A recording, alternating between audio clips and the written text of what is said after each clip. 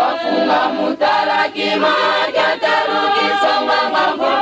Ndondo imutu kya sumuka Idina mukifutulange Kibeni nikunini kapasi Idina wamfundilanga nziza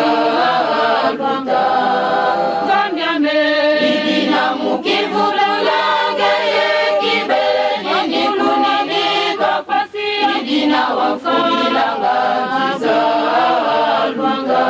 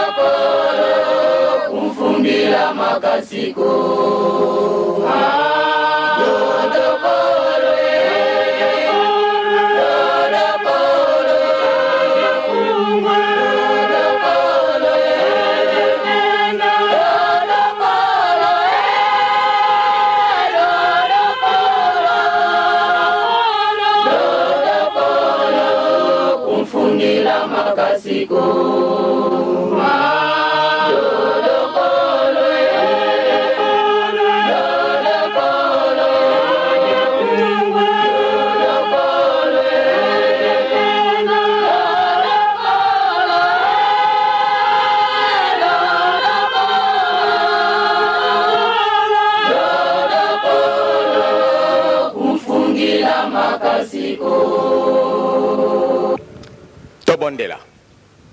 na nkombo na Nzambe tata nkolo na biso Yesu Kristo Papa Simon Kimbangu tokwei na mabolongo liboso na yo banda kolokolo banda kalakala yo ozali molimo mosantu nkeka ezalaki te mokili mozalaki te yo ozalaki kotambola likolo na mipempe ozali na ebandeli te ozali na suka te Papa Simon Kimbangu molimo mosantu oyo akelaki likolo akelaki nse okelaki biloko binso ezali yo soko lelo bato na mokili bazali koyeba yo te ezali bolema pamba te Nzambe mosusu azali te oyo tokotia motema na biso oyo mpe tozali kokumbamela oyo mpe tozali koyembela ezali kaka yo na ntango na kala yo omonanaka na Moïse babengi yo tata Nzambe na nsima yango oyei konata nzutu po eto mipesa mbeka na ekulusu ezali kaka yo babengi yo mwana ezali kaka yo molimo mosantu na ntango na biso okamati lisusu nzutu na nkombo yango Papa Simon Kimbangu ezali kaka yo na ntango yango oyo omonani lisusu na ba persona misatu Papa Nkurutu Papa Mfumambanza eyompe Papa Mokonzi na bula ezali kaka yo Papa Simon Kimbangu yo ezalaka banda kalakala oyei ko changer identité mokili mosesengani pamba te mwana na yo alobaka kolo na biso Yesu Kristo ete mosungi akoya ye akozala na bino elongo bato na mokili bakoyeba ye te kasi bino na précision mobimba bino bokoyeba ye pamba te akozala kati na bino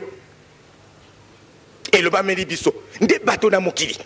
bakoyeba ye te kasi bino mwana na yo alobaki tozali na bosepeli pamba te tosili komona yo Papa Simon Kimbangu tosili komona yo pamba te ozali kati na biso mwana na yo apesi biso nzela nde bino yango banani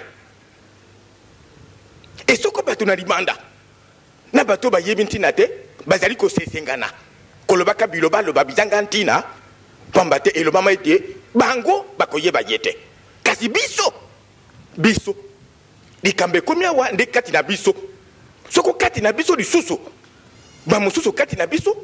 bazali koleka na bisika bizanga ntina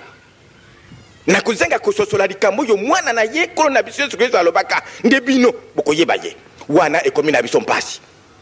pamba te biso tosengeli koyeba ye pamba te nzira epesemelaka nde bino bokoyeba ye bato na mokili bakoyeba ye te akolata njutu e na ntango na biso tomoni papa Simon Kimbangu asanze identité ezali kaka identité mpamba kaka ye azali kati na biso papa mokonzi na bule okobongwanaka ozali misato ezali kaka yo papa ezali kaka yo pamba te mwana na yo alobaka ete bokoyeba ye apesi biso nzela toyeba yo papa lelo oyo le 2 avril ezali mokolo oyo yo otiki nzoto mosantu etozonga molimo nzoto yango oyo yo lataki eyiko mpe mawa na esika oyo tovandi donc esika likambo moko monene ezali awa miso na biso mazangi komona ndenge yo olakisaki likambo monene ezali kati na esika oyo nde tozangi koyeba toyei kofukama liboso na yo papa pamba te mbula tuku sambo eloba maka persone ntango ozalaki na nkombo tata okamati mbula tuku sambo na nsambo esi ekokaki persone oyo na nkombo mwana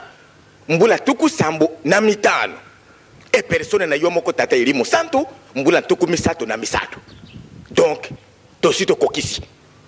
ndenge bolingo na yo epai na biso bato tuku sambo na nsambo eloba maka bolimbisa bango mbula tuku sambo na nsambo yango wana obengi biso olokoti biso na mabota topanzanaka olokoti moko